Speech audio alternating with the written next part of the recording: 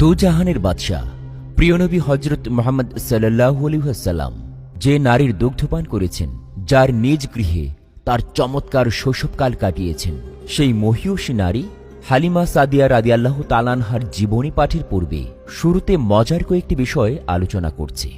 বিবি হালিমা সাদিয়া রাদিয়াল্লাহু তাআলা আনহা বলেন, শিশু অবস্থায় নবী করিম সাল্লাল্লাহু আলাইহি ওয়াসাল্লাম কাঁদতেন না। একবার তাকে কাঁদাবার ইচ্ছায় এবং তাঁর কান্নার অপরূপ সৌন্দর্য উপভোগ করার বাসনায় তার দুহাত রশি দিয়ে শক্ত করে বেঁধে দেই। নবী করিম সাল্লাল্লাহু আলাইহি ওয়াসাল্লাম সেই প্রসঙ্গে বলেন, আমার হাতের বাঁধন শক্ত হয়ে যাওয়ার কারণে ব্যথায় আমি কান্না করতে যাব। এমন সময় আকাশের চাঁদ আমাকে সান্ত্বনা দিয়ে বলল, কাঁদবেন না।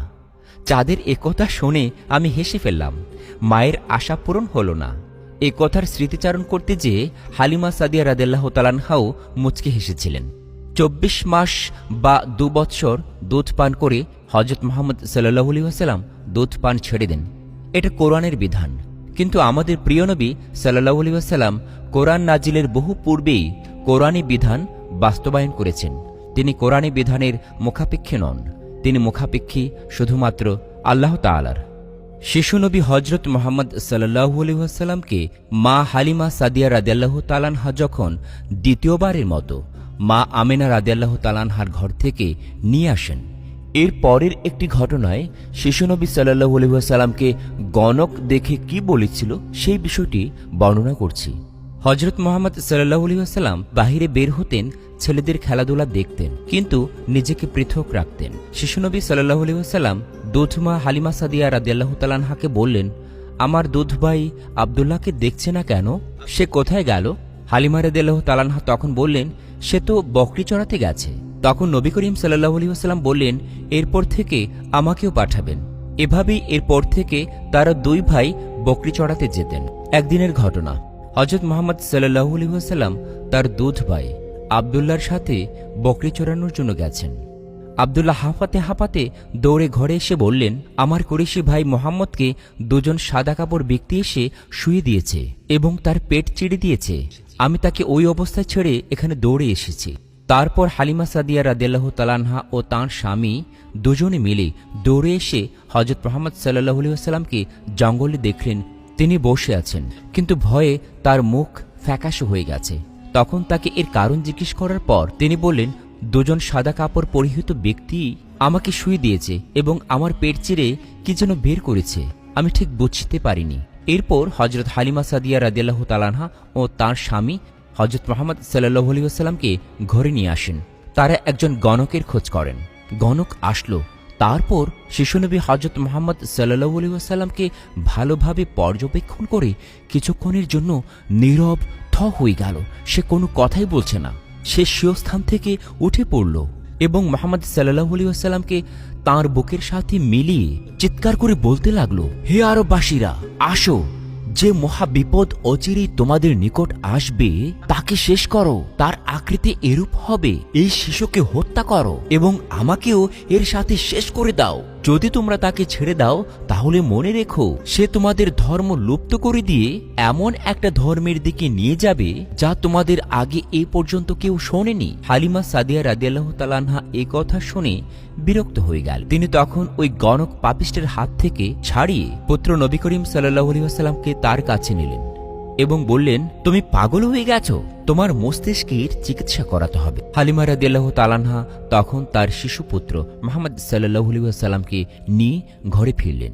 যখন শিশুনবী হযরত মুহাম্মদ সাল্লাল্লাহু আলাইহি ওয়াসাল্লামের বয়স ৩ বছর হল, হালিমা সাদিয়া রাদিয়াল্লাহু তাআলা আনহার মেয়ে সাইমা বলতে লাগলো, মা, আমরা যেখানে যাই আমাদের ভাই মুহাম্মদকে ছাড়া ভালো লাগে না। মা, তুমি একটি কাজ করবে, যখন আমি ছাগল চড়াতে যাব তখন আমার ভাই মুহাম্মদকে আমার সাথে ছাগল চড়াতে দিয়ে দিবে। সেটি শুনে হালিমা সাদিয়া রাদিয়াল্লাহু তাআলা আনহা বললেন, না, সেটা কখনো সম্ভব না। আমার ছোট বাচ্চাটিকে দেব না, সে নাজুক হয়ে আছে। যদি সে রোদে পড়ে যায় অথবা কোনো ধরনের জীবজন্তু তাকে কোনো অসুবিধা করে, কি মিষ্টি বাচ্চা, আমি তাকে কি করে কষ্ট দেই? আর জঙ্গলে কত ধরনের বিপদ থাকে সেটা তো তোমরা জানোই। মায়ের মুখে এমন কথা শুনে কন্যা বলল, মা, তুমি রোদের ভয় দেখাচ্ছ? আমি আমার ভাইকে নিয়ে যখন বের হই তখন খেয়াল করি আকাশের মেঘ এসে আমাদেরকে ছায়া দেয়। আর জীবজন্তুর কথা বলছো? তাহলে শুনে রাখো, জঙ্গলের সমস্ত জীবজন্তুরা ভাই মোহাম্মদের গালে এসে চুমু দেয়, আর সেই জীবজন্তুরাও তাঁকে সেজদা করে। শুধুমাত্র এটাই নয়, যখন আমি ভাই মোহাম্মদকে সাথে নিয়ে যাই তখন আমার সব কাজগুলো সহজ হয়ে যায়। তখন আমার ছাগলগুলো অন্য কোথাও পালিয়ে যায় না। যখন হালিমা সাদিয়া রাদিয়াল্লাহু তাআলা আনহার কন্যা মাকে বারবার এভাবে বোঝাতে লাগলো, তখন মা তাদেরকে অনুমতি দিলেন দুধ ভাই মোহাম্মদকে তাদের সাথে নিয়ে যাওয়ার জন্য। পরের দিন থেকে বোনটি খুশি মনে তার ছোট্ট ভাই মোহাম্মদকে ছাগল চড়াতে নিয়ে যায়। যখন রৌদ্র প্রখর হলো তখন সে বোনটি খেয়াল করল আসমানের মেঘ এসে তাঁদের ছায়া দিচ্ছে। এভাবেই দুই ভাই বোন মিলে বেশ কয়েকদিন ছাগল চড়াতে গেল। একদিনের ঘটনা, হালিমা সাদিয়া রাদিয়াল্লাহু তাআলা আনহা পুত্র মোহাম্মদকে যেতে নিষেধ করলেন। বললেন, বাবা, তুমি আজকের পর থেকে ছাগল চড়াতে যাবে না, তোমাকে আমি কষ্ট দিতে পারবো না। হে পুত্র, তোমাকে আমি খুব মহব্বত করি, এক মুহূর্ত তোমাকে ছাড়া আমার ভালো লাগে না। আর যদি অন্য কোনো কথা বলো তাহলে বলতে হবে তুমি আমার কাছে বিশেষ একটা আমানত। তোমাকে নিয়ে সবসময় আমার একটা ভয় দ্বিধা কাজ করে, কখন না জানি কোন বিপদে পড়ে যাও। এভাবে 3 দিন পর্যন্ত ছোট্ট নবী মুহাম্মদ সাল্লাল্লাহু আলাইহি ওয়াসাল্লামকে ছাগল চড়ানো থেকে বিরত রাখলেন মা হালিমা রাদিয়াল্লাহু তাআলা আনহা। একদিন মেয়ে এসে হালিমা সাদিয়া রাদিয়াল্লাহু তাআলা আনহাকে কাঁদতে কাঁদতে বলল, মা, আমি আজকে ছাগল চড়াচ্ছিলাম, আমি হঠাৎ করে দেখি আমার ছাগলটিকে একটি শেয়াল ধরে নিয়ে গেছে। এমন কথা শুনে সঙ্গে সঙ্গে মায়ের চোখেও পানি চলে আসলো। পাশে দাঁড়িয়ে থাকা শিশু মুহাম্মদ সাল্লাল্লাহু আলাইহি ওয়াসাল্লাম যখন দেখলেন মায়ের চোখে অশ্রু, তখন তার চোখ থেকেও অশ্রু ঝরতে শুরু করলো, কেননা তার হৃদয় খুব নরম ছিল। মায়ের চোখে জল তিনি কোনোভাবেই মেনে নিতে পারছেন না। তখন মুহাম্মদ সাল্লাল্লাহু আলাইহি ওয়াসাল্লাম বললেন, আম্মাজান, আপনি কাঁদছেন কেন, আমি কি জানতে পারি? তখন মা বললেন, পুত্র মোহাম্মদ, আমাদের একটি ছাগলকে জঙ্গলের শেয়াল এসে ধরে নিয়ে গেছে। জানি না আমার ছাগলটির বর্তমান কি অবস্থা, নিশ্চয়ই আর ছাগলটাকে আমরা আর ফিরে পাব না। এই কথা শুনে শিশু মুহাম্মদ সাল্লাল্লাহু আলাইহি ওয়াসাল্লাম বললেন, আম্মাজান, আপনি কোনো চিন্তা করবেন না, ছাগলটিকে আমি এখনই নিয়ে আসছি।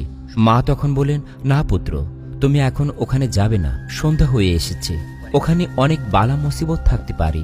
কিন্তু কোনো কথা না শুনে শিশু মুহাম্মদ সাল্লাল্লাহু আলাইহি ওয়াসাল্লাম ঘর থেকে বের হয়ে গেলেন। বের হয়ে সেই জঙ্গলের পাশে চলে গেলেন।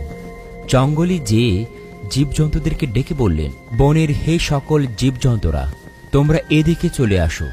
অবাক কাণ্ড, মুহাম্মদ সাল্লাল্লাহু আলাইহি ওয়াসাল্লামের ডাকে বনের সকল জীবজন্তু চলে আসলো, এসে তাকে সিজদা করল এবং সালাম করল। তখন তিনি বলতে লাগলেন, তোমরা কি জানো না আমার মায়ের ছাগলটি খুবই প্রিয়? আমার মায়ের এই ছাগলটিকে কে ধরে নিয়ে এসেছে, আমাকে বলো। তখন সেই জীবজন্তুরা একে অপরের দিকে তাকালো। এরপর যে শেয়ালটি সেই ছাগলটিকে ধরে নিয়ে এসেছিল, সেই শেয়ালটি নবী করিম সাল্লাল্লাহু আলাইহি ওয়াসাল্লামের চরণ মোবারকে ছাগলটিকে নিয়ে এসে সোপর্দ করল এবং বলতে লাগলো, হে মুহাম্মদ সাল্লাল্লাহু আলাইহি ওয়াসাল্লাম, আমরা 3 দিন যাবত অপেক্ষা করলাম, আপনি 3 দিন যাবত ছাগল চড়াতে আসেননি।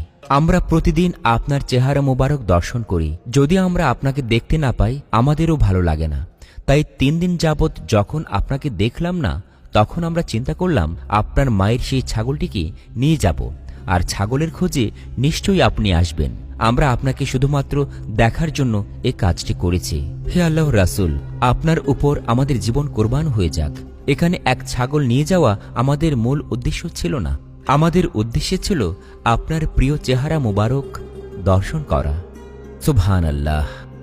হালিমা রাদিয়াল্লাহু তাআলা আনহার পুরো নাম ছিল হালিমা বিনতে আবি জুবায়ের বা হালিমা সাদিয়া।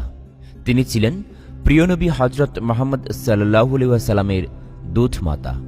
8 দিন বয়সে তিনি মুহাম্মদ সাল্লাল্লাহু আলাইহি ওয়াসাল্লামের দায়িত্ব গ্রহণ করেন এবং 2 বছরের কিছু অধিক সময় পর্যন্ত তাকে হালিমা রাদিয়াল্লাহু তাআলা আনহা তার নিজ বাড়িতে লালন পালন করে তার মায়ের কাছে ফিরিয়ে দেন। হালিমা রাদিয়াল্লাহু তাআলা আনহা ইসলাম গ্রহণ করেছেন। এছাড়াও তার স্বামী সন্তানেরাও ইসলাম গ্রহণ করেছেন। হালিমা রাদিয়াল্লাহু তাআলা আনহার স্বামীর নাম ছিল হারিস ইবনে আব্দুল উজ্জা ইবনে রিফায়া আস-সাদি। সন্তানরা হলেন আব্দুল্লাহ, উনাইসা ও আসসায়েমা অথবা খুজাইমা, মতান্তরে হুজাফা। মুহাম্মদ সাল্লাল্লাহু আলাইহি ওয়াসাল্লাম ও আব্দুল্লাহ একই সাথে দুধ পান করেন।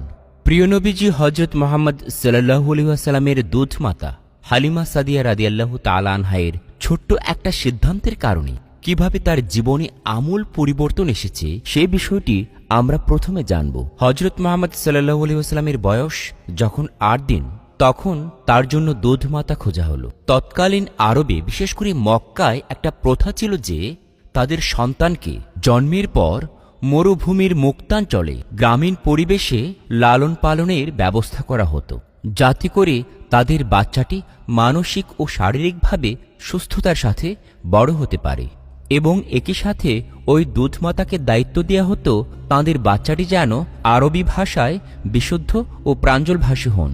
আর তাই তো হযরত মুহাম্মদ সাল্লাল্লাহু আলাইহি ওয়াসাল্লামের মাতা আমিনা তার শিশুপুত্রের জন্য একজন দুধমাতা খুঁজছিলেন। তারা বসবাস করতেন মক্কার তায়েফ শহরে। অন্যদিকে তায়েফ থেকে 90 কিলোমিটার দূরে বনু সাদ অঞ্চলে বসবাস করতেন হযরত হালিমা সাদিয়া রাদিয়াল্লাহু তাআলা আনহা। প্রতি বছর তাদের অঞ্চল থেকে দরিদ্র অসহায় দুগ্ধবতী নারীরা মক্কায় যেতেন ধনবান ঘরের শিশুদেরকে লালন পালনের জন্য নিয়ে আসতে। সে বছরটি ছিল অনাবৃষ্টি ও দুর্ভিক্ষের বছর। যারা গরিব তার আরও নিঃস্ব অসহায় হতে লাগল। এদিকে বনু সাদ গোত্রের আর 10 জন মহিলার সাথে সাদা রঙের একটা দুর্বল মাদি গাধার উপর সোয়ার হয়ে দুগ্ধপোষ্য শিশুর খোঁজে বের হলেন হালিমা আস-সাদিয়া। তাদের সাথে আরও একটা মাদি উটও ছিল, যা একেবারেই বুড়ো, যে মাদি উটের ওলান থেকে একটু দুধও বের হচ্ছিল না। ক্ষুধার জ্বালায় হালিমার শিশুদের কান্নাকাটির কারণে রাতের বেলা তারা ঘুমাতেও পারছিলেন না। শিশুরা যেমন উটের দুধ পাচ্ছিল না, তেমনিভাবে মায়ের দুধও পাচ্ছিল না। ফলে হালিমা রাদিয়াল্লাহু তাআলা আনহার পুত্র আব্দুল্লাহর পেট ভরত না। এই সময়টাতে তারা বৃষ্টি এবং সচ্ছলতার আশা করছিলেন। এভাবেই একটা সময় তারা মক্কায় পৌঁছে গেলেন। হালিমা রাদিয়াল্লাহু তাআলা আনহা সহ 10 জন মহিলা মক্কায় গিয়েছিলেন দুগ্ধ শিশুকে লালন পালনের জন্য আনা, যাতে করে তাদের পিতামাতার কাছ থেকে কিছু সহায় সম্বল নিয়ে আসা যায় এবং বছরের বাকি সময়গুলো দিন কাটানো যায়। বিনিময় তাদের দুগ্ধপোষ্য শিশুকে লালন পালন করবেন। এদিকে মক্কার শিশুদেরকে তাদের সামনে উপস্থাপন করা হলো। 10 জন মহিলা 2 দিনের মধ্যে একজন করে শিশু নিয়ে চলে গেল। রইলেন শুধু হালিমা রাদিয়াল্লাহু তাআলা আনহা। তাদের সামনে 2 দিন যাবৎ উপস্থাপন করা হলো ইয়াতিম শিশু মুহাম্মদ সাল্লাল্লাহু আলাইহি ওয়াসাল্লামকে। যেহেতু তিনি ছিলেন ইয়াতিম, তাই তাকে কেউ নিতে চাইছিল না, কারণ ইয়াতিম শিশুর পিতামাতা তাদেরকে কী বা আর্থিক সহযোগিতা করবে। আর মুহাম্মদ সাল্লাল্লাহু আলাইহি ওয়াসাল্লামের যেহেতু বাবা নেই, তার মা এবং দাদা তাদেরকে আর কি দিতে পারবে।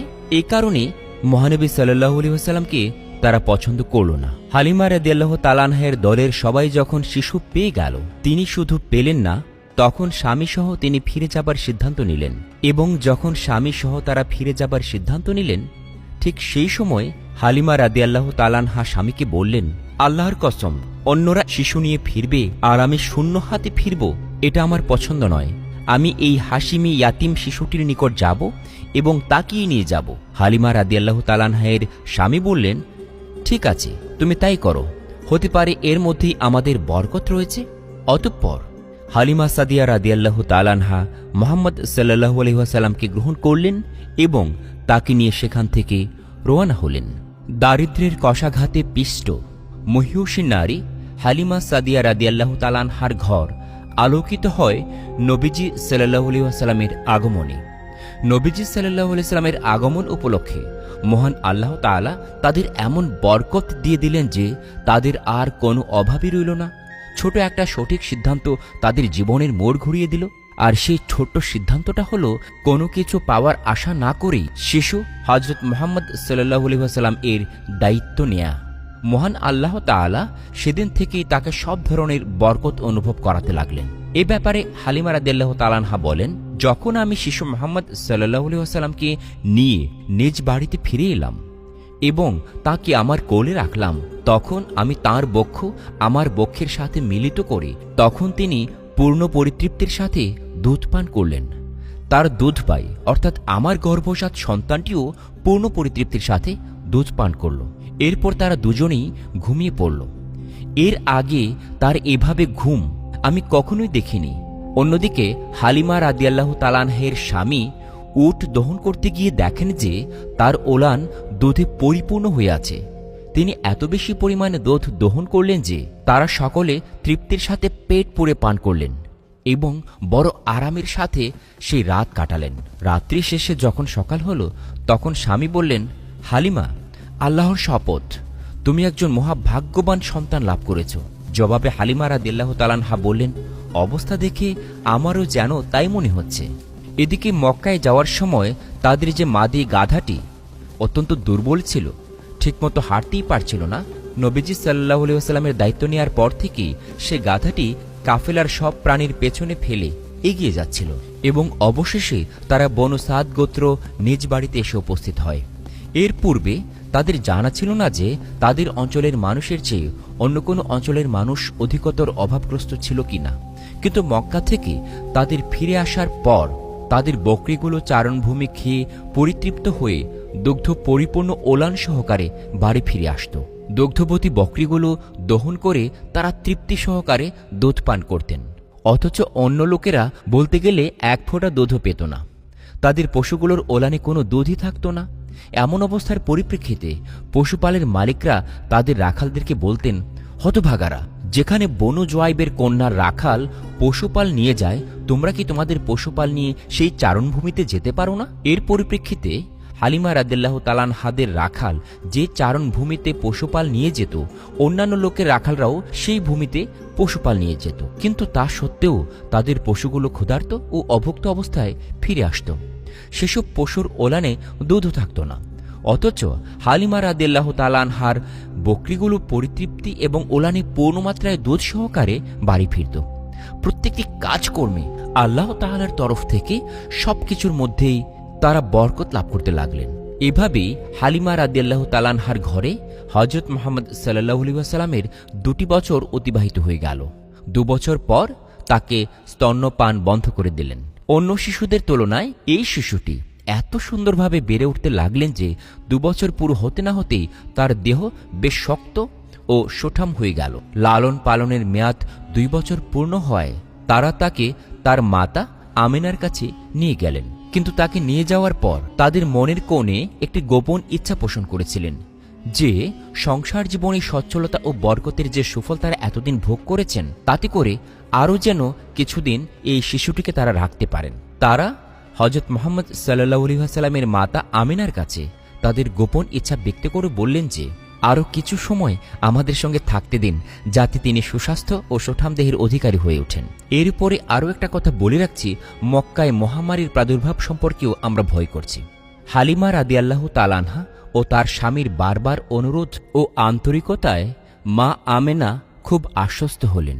একই সঙ্গে হযরত মুহাম্মদ সাল্লাল্লাহু আলাইহি ওয়াসাল্লামকে হালিমা রাদিয়াল্লাহু তাআলা আনহার স্তন হতে ছাড়িয়ে নেওয়ার সময় মা হালিমার কান্না, আবেগ ও ভালোবাসায় অভিভূত হয়ে মা আমেনা মুহাম্মদ সাল্লাল্লাহু আলাইহি ওয়াসাল্লামকে পুনরায় নিয়ে যাওয়ার ব্যাপারে সম্মতি দান করলেন।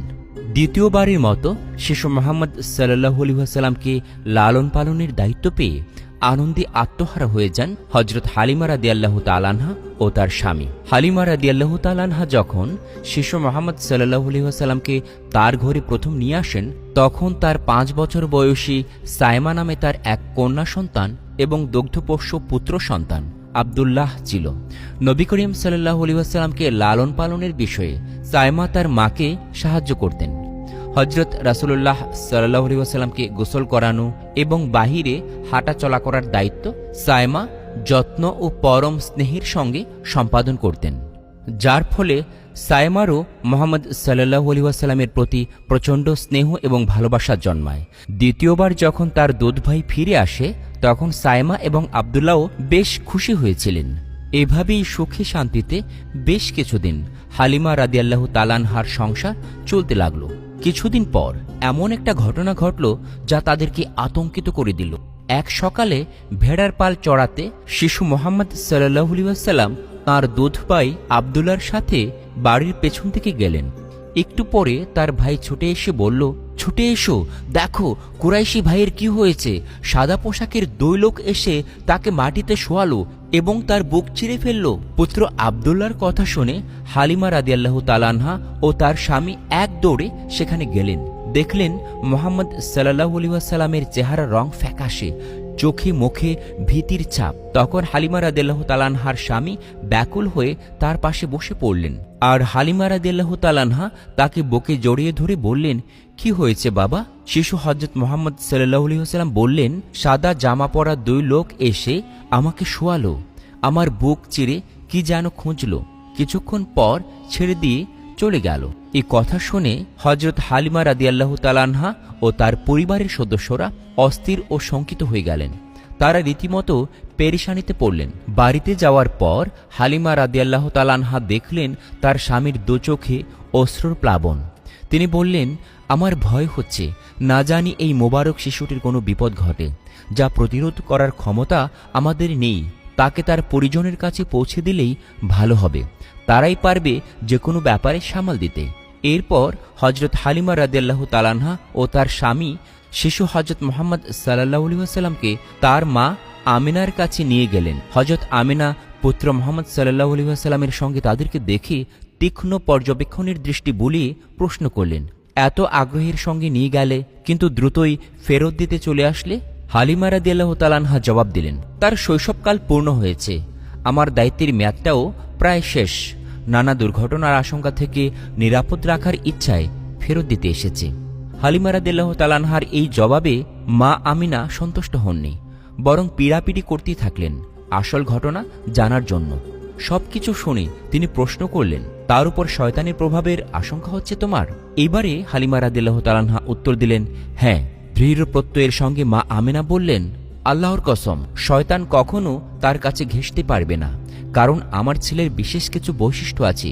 তুমি কি সেটা জানতে চাও? হালিমা রাদিয়াল্লাহু তাআলা আনহা বললেন, অবশ্যই জানতে চাই। তখন মা আমিনা বললেন, সে যখন আমার পেটে আসে তখন দেখলাম আমার শরীর থেকে একটি নূর বের হলো, যার আলোক ছটায় আমি স্পষ্ট দেখলাম সুদূর সিরিয়ার বুসরার মহল। তাছাড়া সে ভূমিষ্ঠ হয়েছে 2 হাত মাটিতে ঠেকিয়ে এবং আকাশের দিকে মাথা উঁচু করে। যাই হোক, এরপর মা আমেনা বললেন, নিয়ে যখন এসেছ ওকে রেখে যাও। আমাদের সকলের পক্ষ থেকে এবং ওর পক্ষ থেকে তোমাকে জাযাকাল্লাহু খাইরান, আল্লাহ তোমাকে সর্বোত্তম বিনিময় দান করুন। এরপর হালিমা রাদিয়াল্লাহু তাআলা আনহা ও তাঁর স্বামী ব্যথিত হৃদয়ে সেখান থেকে বের হয়ে আসলেন। এই বিচ্ছেদ ব্যথার কষ্টকর প্রভাব তাদের 2 সন্তানের উপরও পড়ল। তারাও সাথী হারানোর বেদনায় বেদনার্ত হয়ে পড়ল। বর্ণিত রয়েছে, মুহাম্মদ সাল্লাল্লাহু আলাইহি ওয়াসাল্লাম হালিমা রাদিয়াল্লাহু তাআলা আনহার ঘরে লালিত পালিত হওয়ার কারণেই অত্যন্ত বিশুদ্ধভাষী ছিলেন। হালিমা সাদিয়া রাদিয়াল্লাহু তাআলা আনহা দীর্ঘকাল বেঁচে ছিলেন। নিজের চোখে দেখেছেন তার দুধ খাওয়া শিশুটি আরব জাতির অবিসংবাদিত নেতা ও ইনসানিয়াতের রাহবার হয়েছেন, রাহমাতুল্লিল আলামিন। তিনি ঈমান এনেছেন তার প্রতি ও তার উপর অবতীর্ণ মহাগ্রন্থের প্রতি। একদিন হযরত হালিমা রাদিয়াল্লাহু তাআলা আনহা হযরত মুহাম্মদ সাল্লাল্লাহু আলাইহি ওয়াসাল্লামের সামনে যেইমাত্র দুধমাকে দেখলেন, আনন্দে আত্মহারা হয়ে গেলেন রাসূলুল্লাহ সাল্লাল্লাহু আলাইহি ওয়াসাল্লাম। ভক্তি ও শ্রদ্ধায় বলতে লাগলেন, উম্মি উম্মি, আমার মা, আমার মা। মহানবী সাল্লাল্লাহু আলাইহি ওয়াসাল্লাম তখন নিজের গায়ের চাদর খুলে বিছিয়ে দিলেন তাঁকে বসার জন্য। তার আগমনে চূড়ান্ত সম্মান ও মর্যাদার প্রকাশ ঘটালেন। উপস্থিত সাহাবায়ে কেরাম বিস্মিত চোখে শুধু তাকিয়ে রইলেন। বিভিন্ন অভাবের সময় হযরত মুহাম্মদ সাল্লাল্লাহু আলাইহি ওয়াসাল্লাম হালিমা রাদিয়াল্লাহু তাআলা আনহাকে উপঢৌকন পাঠিয়েছেন। একবার খাদিজা রাদিয়াল্লাহু তাআলা আনহা তাকে 40টা ছাগল ও একটি উট দান করেছিলেন।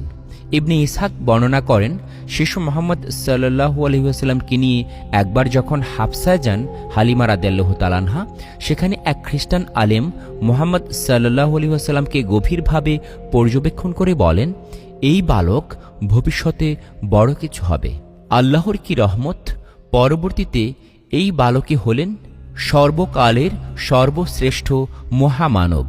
শিশু নবী হযরত মুহাম্মদ সাল্লাল্লাহু আলাইহি ওয়াসাল্লামের শৈশবের একটি ঘটনা অত্যন্ত বিস্ময়কর এবং মানবতার জন্য শিক্ষণীয়।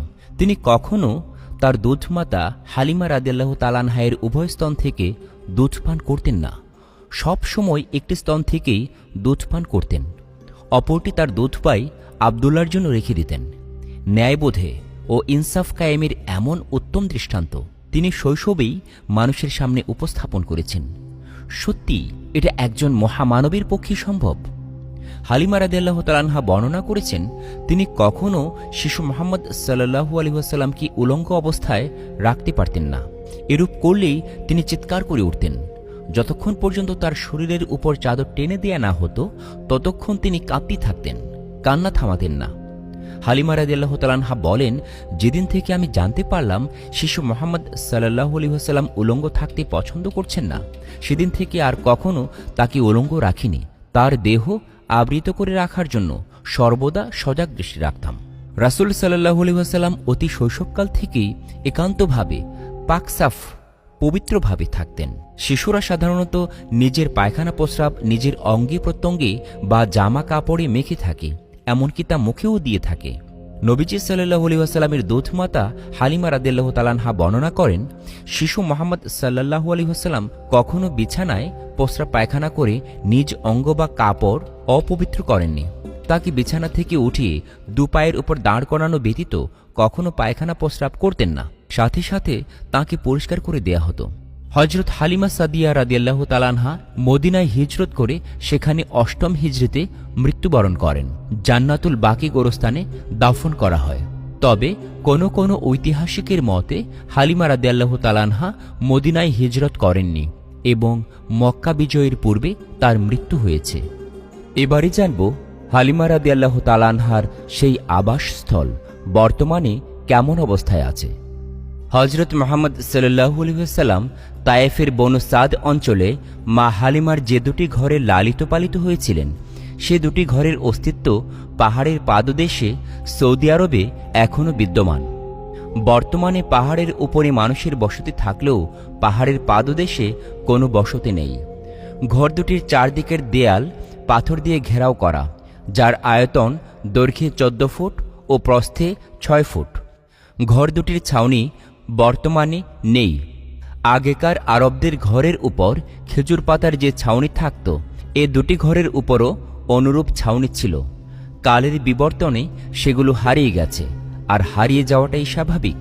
হযরত হালিমা সাদিয়া রাদিয়াল্লাহু তাআলা আনহার ঘর দুটি দেখার জন্য প্রতিদিন সেখানে প্রচুর মানুষের আগমন ঘটে। তবে সেখানে যাওয়ার ক্ষেত্রে ভারতীয় উপমহাদেশের লোকজনের আগ্রহই বেশি। কোনো আরবকে সেখানে খুব একটা যেতে দেখা যায় না। তাদের যুক্তি হচ্ছে, হ্যাঁ, হতে পারে নবী করিম সাল্লাল্লাহু আলাইহি ওয়াসাল্লামের এখানে জীবনের একটি অংশ কাটিয়েছেন, কিন্তু সেই স্থানের সঙ্গে তো ইসলামের কোনো বিধান সম্পৃক্ত নয়। সেখানকার কোনো ফজিলত বা মাহাত্ম্যের কথা আলাদাভাবে নবী করিম সাল্লাল্লাহু আলাইহি ওয়াসাল্লাম বলে যাননি। তাই সেই জায়গাকে আলাদাভাবে মূল্যায়ন করার কোনো অবকাশ নেই। তাহলে ওই জায়গাকে ঘিরে নানা ধরনের নতুন নতুন কর্মকাণ্ড ঘটতে থাকবে, যার অনুমোদন ইসলামে নেই। তারপরও মানুষ দল বেঁধে যান হালিমা রাদিয়াল্লাহু তাআলা আনহার বাড়ি দেখতে। স্থানটি তায়েফ শহর থেকে বেশ দূরে। অবশ্য রাস্তা ভালো হওয়ায় সময় বেশি লাগে না। সেখানে আসা যাওয়ার জন্য ভাড়ায় চালিত ট্যাক্সি, মাইক্রোবাস, এমনকি বড় বাসও মেলে। পাথরের ঘেরাও দিয়ে ঘর দুটির মেঝেতে জায়নামাজ বেছানো রয়েছে। দর্শনার্থীদের অনেকেই সেখানে শুকরিয়া বা কৃতজ্ঞতা আদায়স্বরূপ নফল নামাজ আদায় করেন। হালিমা সাদিয়া রাদিয়াল্লাহু তাআলা আনহার বাড়ির পেছনে পাহাড়ের ঢালে একটি বিশাল জায়গা কাঁটাতার দিয়ে ঘিরে রাখা আছে। মানুষজন বলেন, এখানে নবী করিম সাল্লাল্লাহু আলাইহি ওয়াসাল্লাম দুধ ভাই বোনদের সাথে খেলাধুলা করতেন এবং মেষ চড়াতেন। সেখানে দেখা গেল সবুজ ঘাসের সমারোহ, এক পাশে ভুট্টা চাষ হচ্ছে। মেষ চড়ানোর জায়গা থেকে বেশ দূরে একটি পাহাড়ি গাছের নিচে মানুষের ভিড়। এখানেও জায়নামাজ বেছানো আছে। মানুষ গাছের নিচে বসে আসেন। ঠিক এই গাছটি নয়, তবে এখানে একটি গাছের নিচে নবী করিম সাল্লাল্লাহু আলাইহি ওয়াসাল্লাম এর সিনা চাক করার ঘটনা ঘটেছিল। পাহাড়ের ঢালু পথ বেয়ে নিচে নেমে গেলে দেখা যায় অনেক আবেগী মানুষ সেখানে থাকা গাছটির ছাল নিতে নিতে ন্যাড়া বানিয়ে ফেলেছে।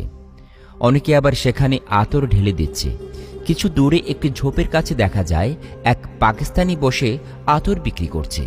কাছে যেয়ে জিজ্ঞেস করার পর সে বলল, ভাই লোক, তুম ইধার ভি আয়েগা পয়সা কামানে কে লিয়ে। ক্ষুদ্র দৃষ্টিতে তাকিয়ে পলিথিনে আতরের পসরা নিয়ে উঠে গেল সে। পাহাড়ের পাদদেশে ঝিরঝিরে ঠান্ডা বাতাস আলতা করে দোলা দিচ্ছে নাম না জানা গাছের পাতাগুলোকে। আর স্মৃতিতে একে একে ভেসে উঠতে থাকে এই সেই উপত্যকা যেখানে নবী করিম সাল্লাল্লাহু আলাইহি ওয়াসাল্লাম শিশু জীবনের প্রায় 5টি বছর কাটিয়েছেন। হতে পারে চিহ্নিত করে রাখা হালিমা রাদিয়াল্লাহু তাআলা আনহার ঘর সেই আদিকালের ঘর নয়, কিন্তু এটা অস্বীকার করার উপায় নেই যে এখানে বনু সাদের লোকজনের বাস ছিল। সুতরাং সঙ্গত কারণে স্থানটির সঙ্গে মুসলমানদের আবেগ জড়িয়ে আছে ইতিহাসের একটি বিশাল অংশও।